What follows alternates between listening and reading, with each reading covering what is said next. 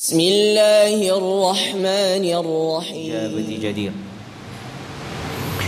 Jamaah sekalian yang dirahmati dan dimuliakan Allah Azza wa Jal, suatu kebahagiaan, suatu kemuliaan bagi seorang hamba ketika Allah Azza wa Jalla karuniakan pada dirinya keimanan, keislaman, karuniakan pada dirinya kedekatan dengan rumah Allah Jalla wa Ala, karuniakan pada dirinya kemudahan untuk menghadiri majlis ilmu, menyimak firman-firman Allah Azza wa Jal, mendengarkan sabda-sabda Rasulullah sallallahu alaihi wasallam.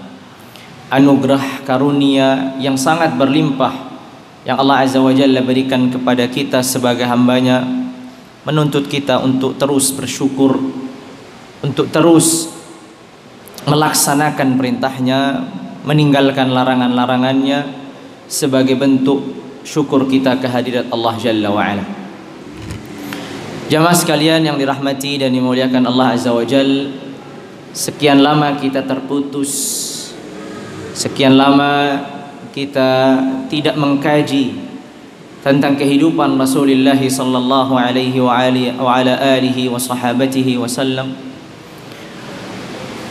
Maka terputusnya diri kita antara diri kita dengan mendengarkan kisahnya Rasulullah sallallahu alaihi wasallam, membuat diri kita rindu sebagaimana diri kita yang tidak diberi kesempatan oleh Allah Azza wa Jalla untuk melihatnya.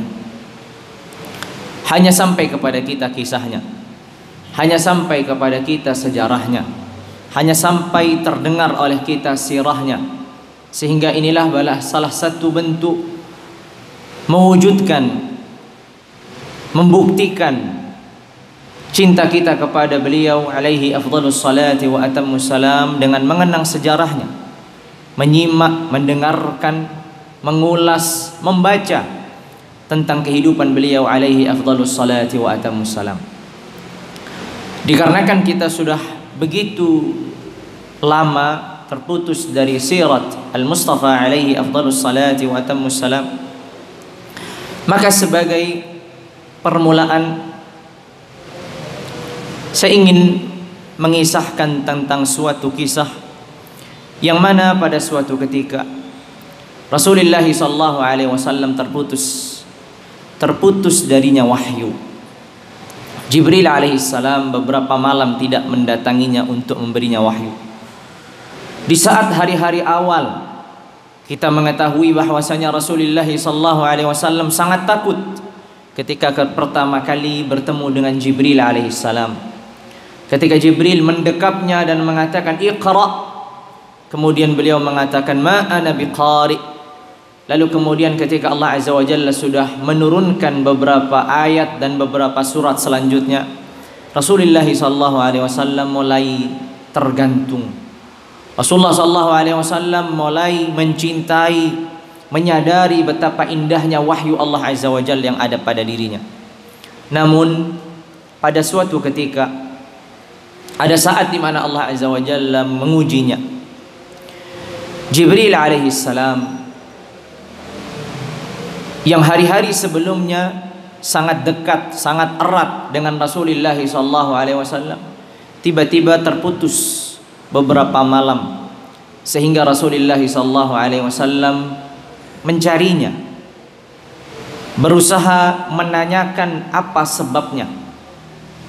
Sampailah pada suatu ketika Rasulullah sallallahu alaihi wasallam yang biasanya terbangun salat malam di hadapan Allah Azza wa Jalla melantunkan firman-firman Allah Azza wa Jalla, terjatuh sakit. Rasulullah sallallahu alaihi wasallam sakit. 1 malam, 2 malam, 3 malam tak kunjung pula datang kesembuhan. Jibril pun tak datang menghampirinya. Di sini Rasulullah sallallahu alaihi wasallam merasa sedih. Dalam kondisi sakit, Jibril pun tidak datang membawakan wahyu. Di saat itulah kesempatan bagi para musuh-musuh Allah, kuffar Quraisy, untuk menindas Rasulullah sallallahu alaihi wasallam dengan hinaan mereka. Maka datang di antara mereka mengatakan, Ada di antara mereka yang datang mengatakan, sesungguhnya Rabbmu telah meninggalkanmu. Ada pula di antara mereka yang lebih kasar mengatakan, kami melihat atau diriku memandang bahwasanya setan yang biasa membisikkanmu sudah sekarang tidak lagi membisikkanmu. Maksudnya Jibril alaihissalam. Tentu ucapan ini membuat Rasulullah SAW semakin sedih. Rasulullah SAW yang dalam keadaan sakit, Jibril alaihissalam tidak datang beberapa hari. Datang hinaan, celaan dari mulut-mulut busuknya orang-orang kufar Quraisy, membuat Rasulullah SAW semakin sedih. Namun setelah itu Allah Azza wa Jalla menurunkan suatu surat. Satu surat yang mana Allah Azza wa Jalla mengingatkan tentang anugerah karunia yang Allah Azza wa Jalla berikan pada nabinya. Allah Azza wa Jalla pula pada surat ini berjanji untuk memberikan sesuatu yang lebih besar, lebih sempurna dari apa yang telah diberikan sebelumnya. Maka disebutkan di dalam Sahihain, dalam riwayat Bukhari dan Muslim, bahwasanya ishtakan Nabi sallallahu alaihi wasallam falam yaqum lailataini aw qala thalatha. Rasulullah sallallahu alaihi wasallam sakit. Lalu kemudian beliau tidak bangun malam, 2 malam atau 3 malam. Lalu kemudian fajaa aw faqala imra'atun minal musyrikin. Ada seorang wanita dari kalangan musyrikin mengatakan, ma ura illa syaitanaka qad tarakaka. Kami tidak melihat kecuali yang kami lihat adalah setanmu yang biasa membisikkanmu, maksudnya Jibril, sudah meninggalkanmu. Sudah meninggalkanmu. Maka kemudian Allah Azza wa Jalla qala fanazalatil ayah fanazalatis surah a'udzu billahi minasy syaithanir rajim bismillahir rahmanir rahim wadduha wal laili idza saja ma wadda'aka rabbuka wama qala walal akhiratu khairul laka minal ula walasawfa yu'tika rabbuka fatarda alam yajidka yatiman fa'awa ووجدك ضالا فهدى ووجدك عائلا فأغنى فأما اليتيم فلا تقهر وأما السائل فلا تنهر وأما بنعمة ربك فحدث. Salah satu surat favorit di antara surat-surat yang kerap kita dengar, sering kita ulang, sering kita baca. Tapi cobalah sekali ketika kita membaca surat ini, memposisikan diri kita sebagai Rasulullah sallallahu alaihi wasallam yang sekian malam dalam kondisi sakit, yang sekian malam Jibril tidak datang menghampirinya dengan membawa wahyu kepadanya. Lalu kemudian datang celaan dari kufar Quraisy, maka surat ini akan datang membawa kesejukan. Surat ini akan datang membawa kehangatan untuk menunjukkan bahwasanya Allah Azza wa Jalla tidak pernah meninggalkannya. Maksud Allah Azza wa Jalla tidak pernah membiarkannya sendirian. Sebagaimana Allah Azza wa Jalla sudah menjaga sebelum datangnya surat Ad-Duha, datang surat-surat sebelumnya, dan Allah Azza wa Jalla akan meneruskan dan melanjutkan surat-surat yang berikutnya. Kalau kita menyadari dan bisa memposisikan diri kita dalam kondisi kesedihan Rasulullah SAW, dalam kondisi sakit beliau alaihi afdhalus salatu wa attamussalam, dalam kondisi penasaran kenapa tiba-tiba Jibril tidak lagi datang untuk menghampirinya dan membawanya wahyu. Tiba-tiba tanpa ada tanda-tanda datang Jibril membawakan satu surat seutuhnya, wadduha wal laili idza saja, sampai akhirnya. Maka surat ini datang di dalam hati Rasulullah sallallahu alaihi wasallam bagaikan salju yang membuatnya sejuk kembali, menghangatkan antara hubungan dirinya dengan Allah Azza wa Jalla yang selama ini ia bertanya-tanya, kenapa Jibril tidak lama, sudah beberapa waktu tidak menghampiri dan tidak datang. Beberapa lama tidak datang. Maka cobalah kita perhatikan dan coba kita merenungi surat Ad-Duha ini. Dan posisikan diri kita, sekali lagi posisikan diri kita hadir ketika surat ini turun. Seakan-akan kita menyaksikan kesedihan Rasulullah SAW. Seakan-akan kita merasakan apa yang Rasulullah SAW merasakan. Tiba-tiba datang surat yang membawa kesejukan ini. Lihatlah apa yang di dalam surat ini. Bukan hanya sebatas kata-kata. Firman Allah Azza wa Jalla yang mengingatkan, Firman Allah Azza wa Jalla yang berjanji, firman Allah Azza wa Jalla yang memberikan solusi, firman Allah Azza wa Jalla yang membuat hati Rasulullah sallallahu alaihi wasallam tenang. Sekalipun surat ini diturunkan untuk Rasulullah sallallahu alaihi wasallam. Sekalipun surat ini diturunkan dan ditujukan untuk Rasulullah sallallahu alaihi wasallam, tapi sebagai umat, sebagai orang-orang yang mengikutinya, kita mengetahui bahwasanya firman-firman Allah Jalla wa'ala dalam surat Al-Quran tidak lain dan tidak bukan untuk memberikan petunjuk, untuk memberikan hidayah, untuk memberikan jalan, bukan hanya untuk Rasulullah SAW semata, melainkan juga untuk generasi sampai datangnya hari kiamat. Dari generasi ke generasi sampai datangnya hari kiamat, termasuk diri kita sebagai umat Rasulullah SAW. Sehingga ketika kita membaca wadduha والليل إذا سجى ما ودعك ربك وما قلى وللآخرة خير لك من الأولى, sampai akhir ayat ini, kita bukan memposisikan ayat ini hanya diturunkan kepada Rasulullah SAW. Coba posisikan diri kita di saat kesedihan itu datang, di saat musibah itu datang, di saat diri kita jauh beberapa waktu dari Al-Quran, di saat datangnya celaan dan hinaan, tiba-tiba kita mendengar dan membaca surat wadduha wal laili idza saja ma wadda'aka rabbuka wa ma qala sampai akhirnya. Di sini kita akan menyadari betapa surat ini sangat berharga, sangat mulia, sangat agung bagi Rasulullah SAW. Padahal surat ini adalah salah satu surat yang mana Allah Azza wa Jalla menurunkannya di kota Makkah. Dan apabila kita mengamati, apabila kita mentadabburi dan melihat surat-surat yang diturunkan di kota Makkah, itu banyak berkaitan tentang keimanan kepada Allah, banyak berkaitan tentang keimanan terhadap hari akhir. Tapi ketika Allah Azza wa Jalla menurunkan surat Ad-Duha, hanya semata untuk memuliakan Rasulnya. Seakan-akan surat ini menjadi kekhususan. Di saat Allah Azza wa Jalla menurunkan surat-surat yang menyerukan keimanan kepada dirinya atau kepada hari akhir, menyadarkan orang-orang kufar Quraisy akan datangnya hari kebangkitan dan hari di mana mereka akan dipertanggungjawabkan dan dihitung seluruh aktivitas dan amalnya. Tiba-tiba datang surat ini hanya semata untuk membahas kemuliaan nabinya, yaitu Rasulullah SAW. Maka surat ini menjadi istimewa bagi Rasulullah SAW. Coba kita lihat. Allah Azza wa Jalla berfirman, A'udzu billahi minasyaitonir rajim. Bismillahirrahmanirrahim. Wadduha. Allah Azza wa Jalla memulai bersumpah. Dan sumpah-sumpah ini biasa Allah Azza wa Jalla lakukan di beberapa surat untuk menyampaikan sesuatu yang bermakna. Kita mengenal wal fajr wa layalin 'ashr. Kita mengenal wasyamsi wa duhaha. Kita mengenal wal laili idza yaghsha dan seterusnya.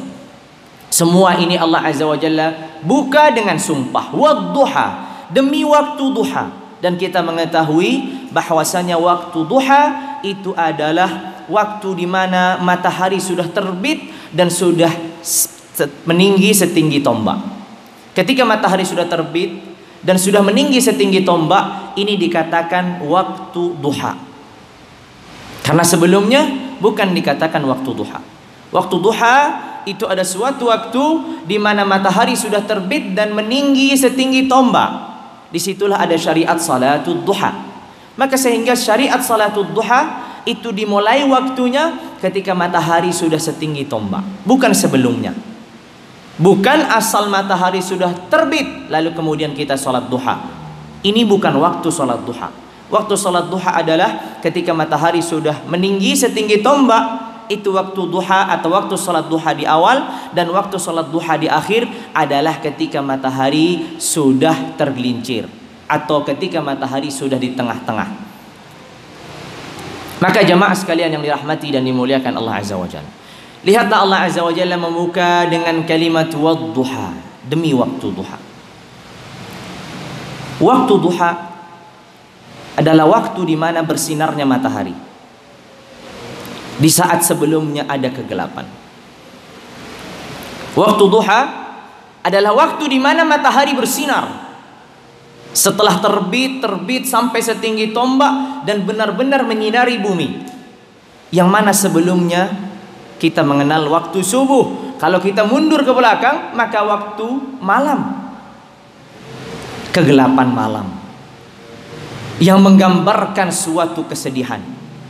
Lalu tiba-tiba datang cahaya matahari yang menggambarkan suatu kemudahan.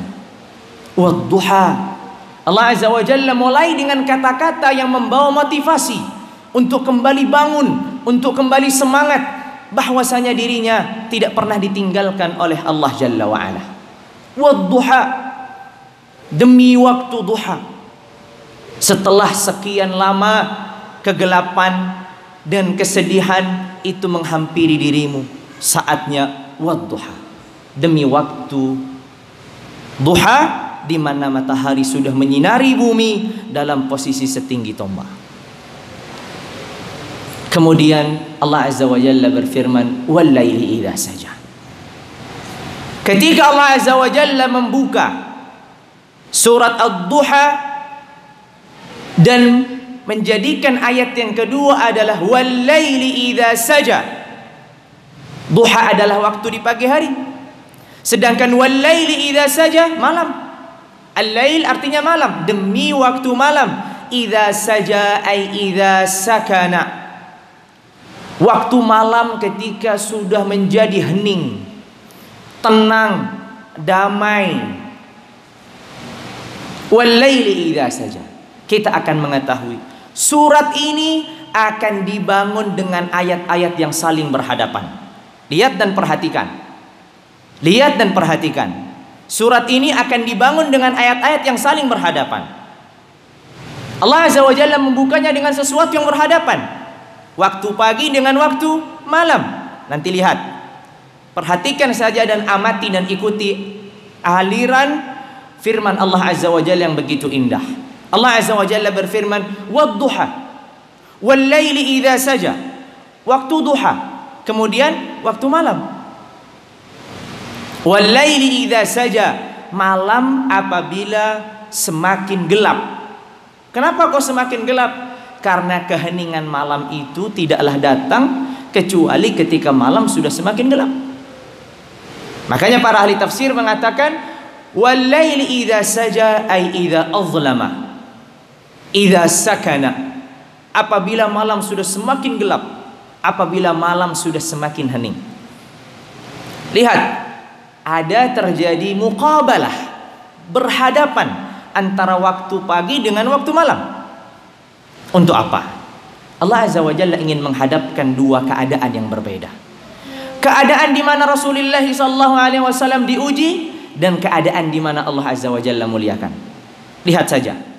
Lihat bagaimana nanti Allah Azza wa Jalla akan menjelaskan bagaimana Rasulullah SAW dalam kondisi diuji dan Rasulullah SAW dalam kondisi diberikan anugerah dan karunia.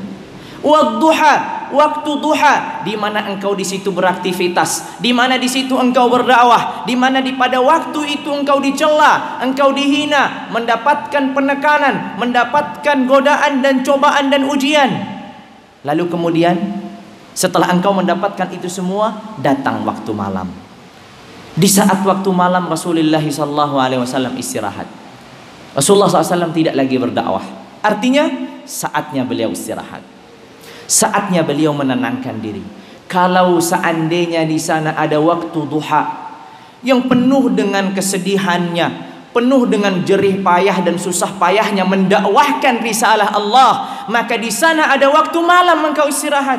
Sebagaimana pula di saat engkau beberapa hari terputus wahyu, engkau sakit, Jibril tidak datang, datang celaan, maka saatnya pula Allah Azza wa Jalla memberikan ketenangan sebagaimana malam memberikan ketenangan. Wal-laili idza saja. Wadduha wal-laili idza saja. Lihat bagaimana saling berhadapan. Kemudian, ma wadda'aka rabbuka wa ma qala. Walal akhiratu khairul laka minal ula wa la sawfa yu'tika rabbuka fatarda. Lihat tiga ayat ini. Dalam tiga ayat ini ada tiga jumlah atau ada empat. Tiga ayat tapi empat. Apabila kita pisahkan, maka ayat yang selanjutnya ma wadda'aka, satu, wa ma qala, dua, Walal akhiratu khairul laka minal ula. 3. Wala sawfa yu'tika rabbuka fatardah. 4. Ada 4 kata, ada 4 jumlah. Dua yang pertama Allah Azza wa Jalla menafikan. Ma wadda'aka rabbuka wa ma qala. Menafikan. Ma wadda'aka rabbuka wa ma qala. Dua yang selanjutnya Allah menetapkan dan menegaskan. Apa kata Allah? Walal akhiratu khairul laka minal ula. Wala sawfa yu'tika rabbuka fatardah. Dua ayat atau dua kalimat menafikan. Ma wadda'aka rabbuka wa ma qala. Dua ayat menegaskan dan menetapkan. Walal akhiratu khairul laka minal ula wala sawfa yu'tika rabbuka fatardah. Lihat berhadap-hadapannya. Dua ayat menafikan atau dua kata menafikan. Ma wadda'aka rabbuka wa ma qala. Satu ayat ini ada dua jumlah. Dan dua ayat yang berikutnya, walal akhiratu khairul laka minal ula wala sawfa yu'tika rabbuka fatardah. Dua ayat ini menetapkan. Apa yang dinafikan, apa yang ditetapkan? Allah Azza wa Jalla berfirman, ma wadda'aka rabbuka wa ma qala. Wadda'a yuwaddi'u, artinya meninggalkan, berpisah. Artinya berarti ma wadda'aka rabbuka wa ma qala. Rabbmu tidak pernah meninggalkanmu. Ma wadda'aka. Dan kalimat wadda'a di sini dengan fi'lun madhi. Allah menafikan, seakan-akan Allah ingin mengatakan dahulu kala sampai sekarang Allah tidak pernah meninggalkanmu. Ma wadda'aka. Semenjak dulu sampai sekarang Rabbmu tidak pernah meninggalkanmu. Wa ma qala. Qala artinya abghadaka. Wa ma qalaka. Wa ma qala wa ma abghadaka. Begitu pula Rabbmu tidak pernah membencimu. Tidak pernah meninggalkan, tidak pula pernah membenci. Apabila kita melihat bahwasanya suatu penafian yang hanya murni penafian, maka itu tidak mengandung suatu makna positif. Seperti orang dikatakan kamu tidak jelek. Bisa jadi dia ganteng, bisa jadi biasa-biasa. Ya kan? Ini menunjukkan penafian yang murni penafian itu tidak mengandung suatu makna positif. Ma wadda'aka. Rabbmu tidak pernah meninggalkanmu. Rabbmu tidak pernah membencimu. Bisa jadi memang tidak pernah ditinggalkan, tapi juga tidak pernah diperhatikan.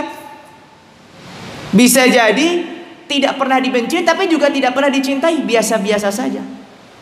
Makanya penafian ini dua ayat, ma wadda'aka rabbuka wa ma qala, Allah tegaskan dalam penegasan berikutnya untuk mengatakan bahwasanya penafian ini bukan hanya sebatas murni penafian, melainkan mengandung makna kesempurnaan, yaitu lawan dari penafian. Ketika Allah berfirman, ma wadda'aka rabbuka wa ma qala, Rabbmu tidak pernah meninggalkanmu, maksudnya Rabbmu selalu bersama denganmu.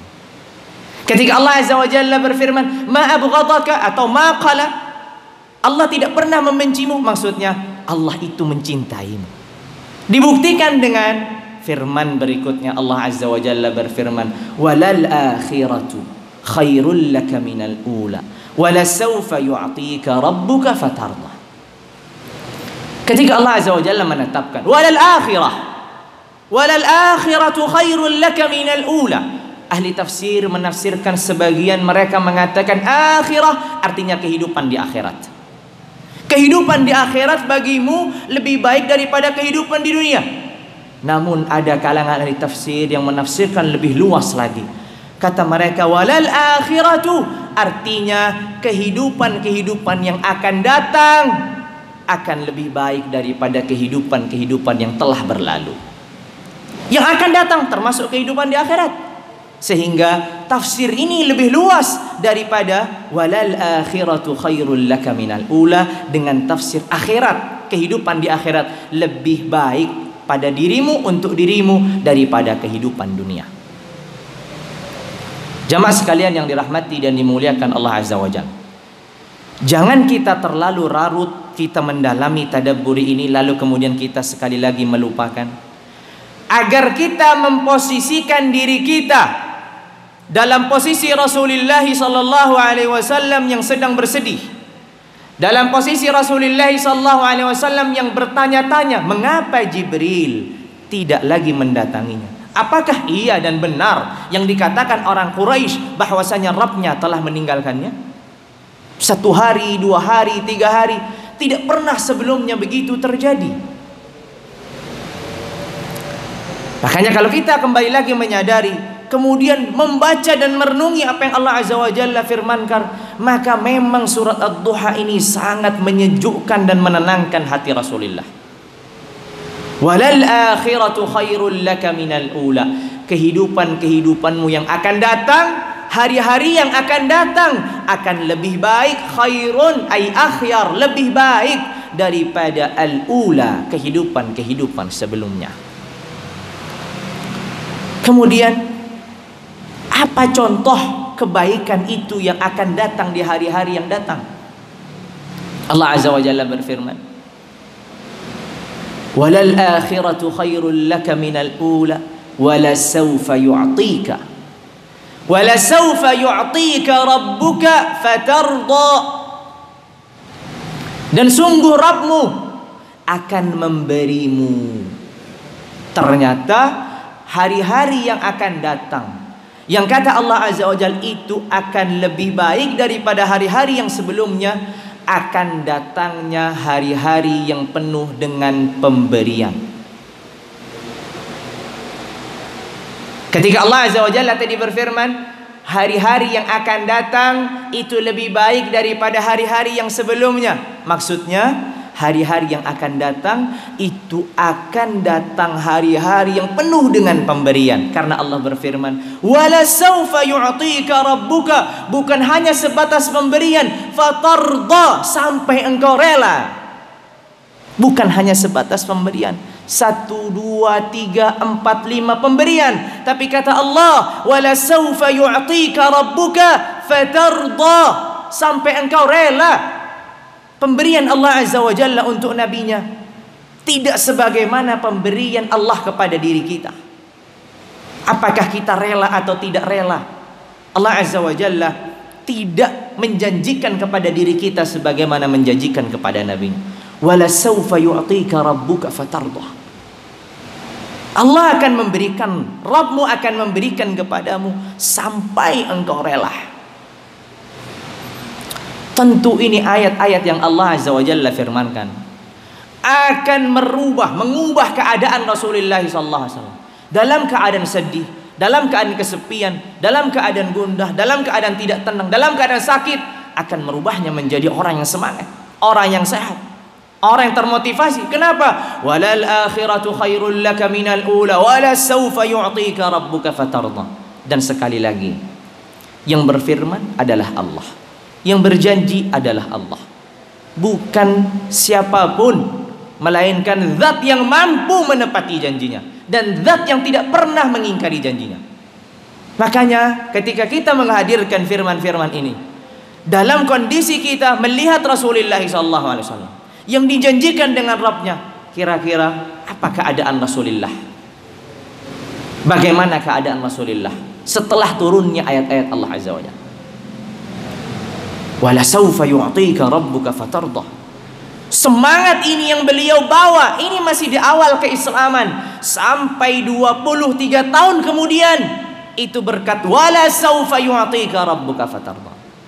Ayat yang memotivasi dan mendorongnya untuk terus berjuang di jalan Allah Azza wa Jalla tanpa henti. Kenapa? Walal akhiratu khairul laka minal ula wala sawfa yu'tika rabbuka fatardah. Bukankah Rasulullah SAW dan para sahabat pernah mengalami sedikit kekalahan? Tapi Rasulullah SAW tidak pernah sedikit pun putus asa. Kenapa? Karena semangat dan spirit wala sawfa yu'tika rabbuka fatarda, sampai engkau rela. Ini suatu kebanggaan. Dan terlebih lagi, ternyata firman ini membawa keberkahan untuk umat. Apa itu? Apa keberkahan yang dibawa dalam firman ini untuk umat? Ingatkah kita dengan suatu kisah Di saat Rasulullah SAW bersedih dan menangis, kemudian ia berdoa kepada Rabbnya, ummati, ummati, ya Allah, berikanlah keselamatan untuk umatku, berikanlah keselamatan untuk umatku. Lalu kemudian Allah Jalla wa'ala mengutus Jibril alaihissalam dan meminta untuk bertanya kepada Muhammad ibni Abdullah alaihi afdalus salati wa atammus salam, apa yang membuatmu menangis? Sambil mengatakan bahwasanya kami akan membuatmu rela, inna sanurdika fi ummatik, kami akan membuatmu rela terhadap umatmu ini. Lihat, kami akan membuatmu rela terhadap umatmu.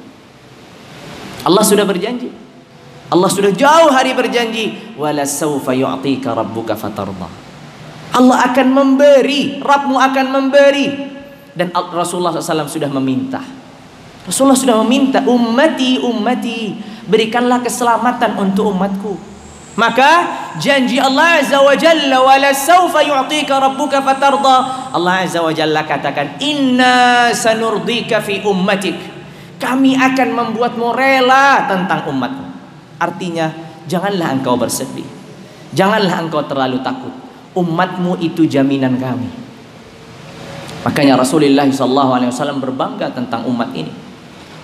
Kenapa berbangga? Karena jikalau dibandingkan umat-umat yang lain, maka kondisi umat ini jauh mulia. Kata Rasulullah SAW, antumul akhiruna wa antumul awwalun, kalian yang terakhir memang, tapi kalianlah umat yang pertama masuk surga. Kalian yang terakhir memang, tapi kalianlah umat yang pertama masuk surga. Kalian umat yang terakhir, tapi surga itu dipenuhi oleh diri kalian. Kalau ada di surga 120 shaf, maka 80 shaf untuk umat Muhammad. Kenapa?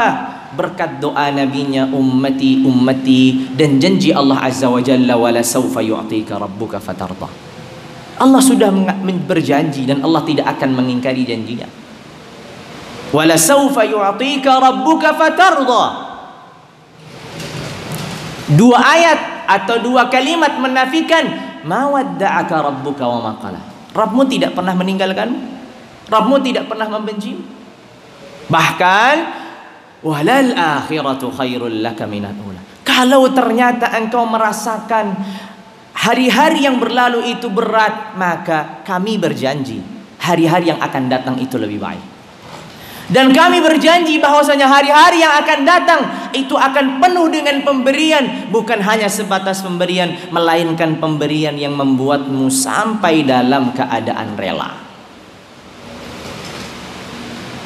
Ayat-ayat ini hanya baru sepotong dari wadduha wal laili idza saja ma wadda'aka rabbuka wa ma qala walal akhiratu khairul laka minal ula.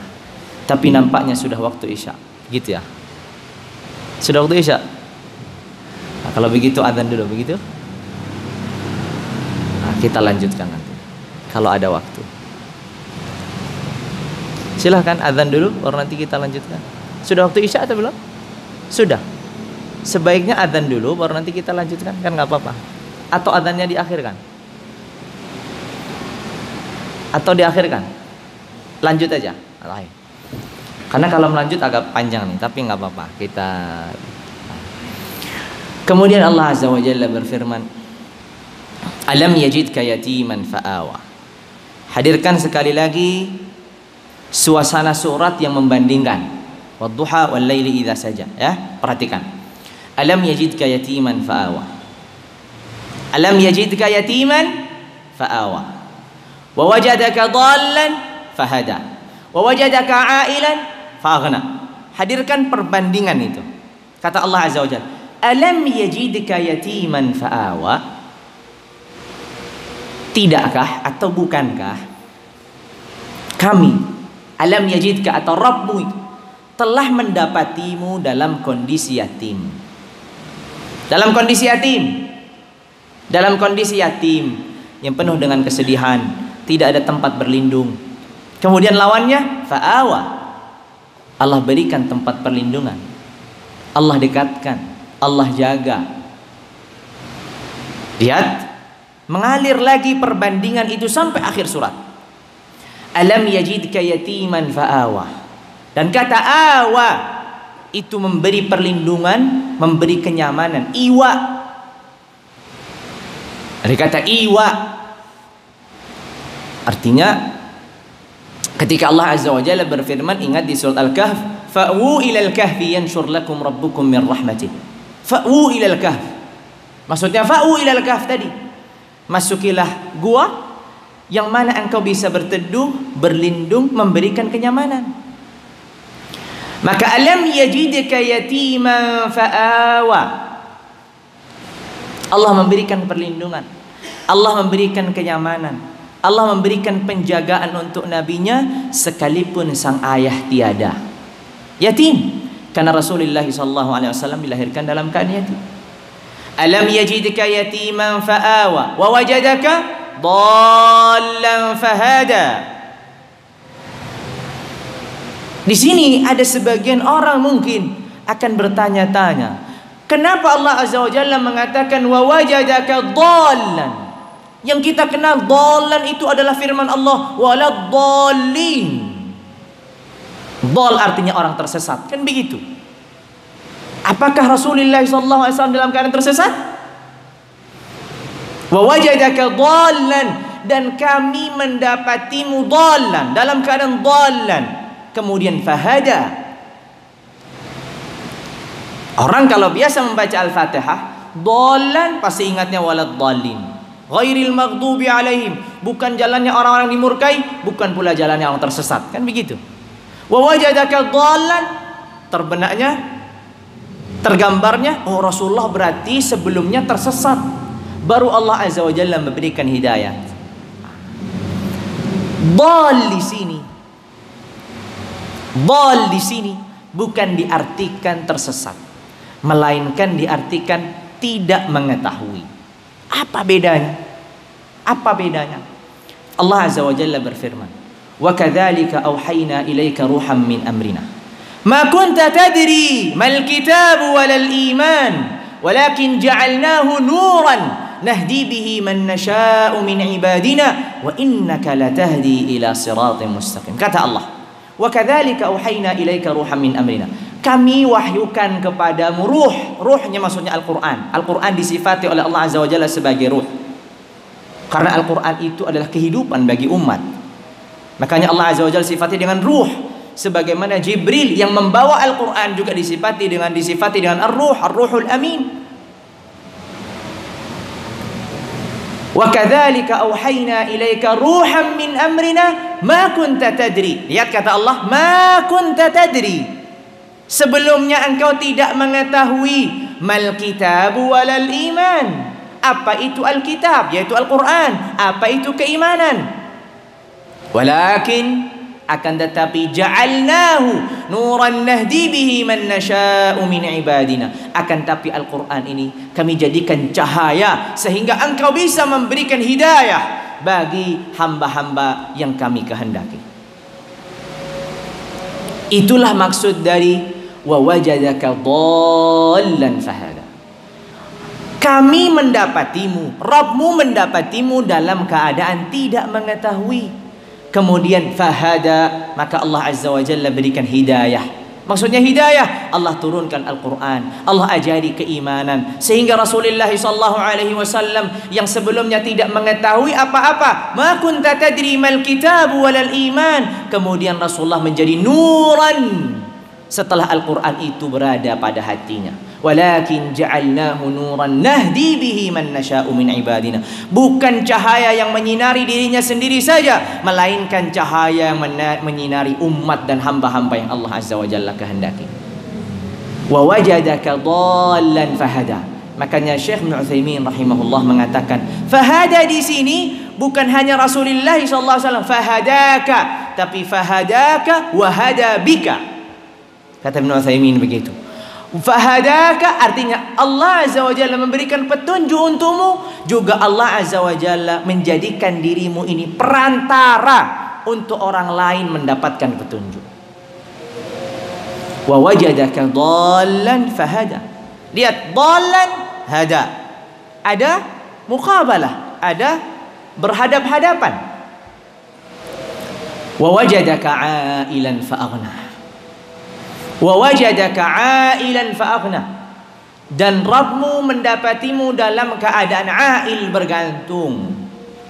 Engkau bergantung dari ibumu, kemudian dirawat oleh kakekmu, kemudian dirawat oleh pamanmu, dalam kondisi bergantung. Wa wajadaka 'ailan fa aghna. Setelah engkau bergantung beberapa waktu dari penjagaan perawatan sang ibunda Aminah binti Wahb, kemudian berpindah kepada sang kakek Abdul Muttalib, kemudian berpindah kepada Abu Talib.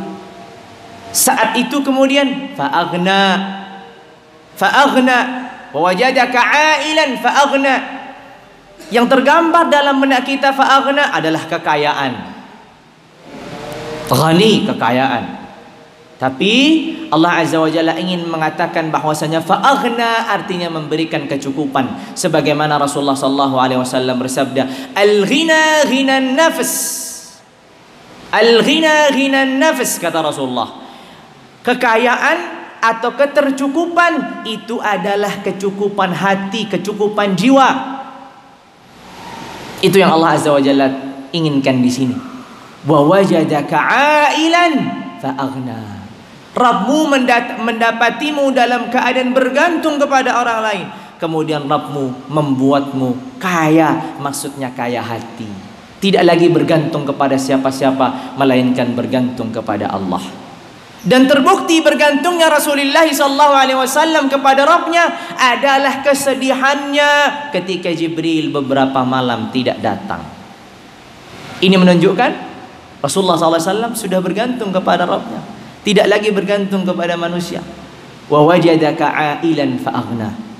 Fa ammal yatima fala taqhar, wa ammas sa'ila fala tanhar, wa amma bi ni'mati rabbika fahadith. 3 ayat Allah Azza wa Jalla menjelaskan kenikmatan dan karunia.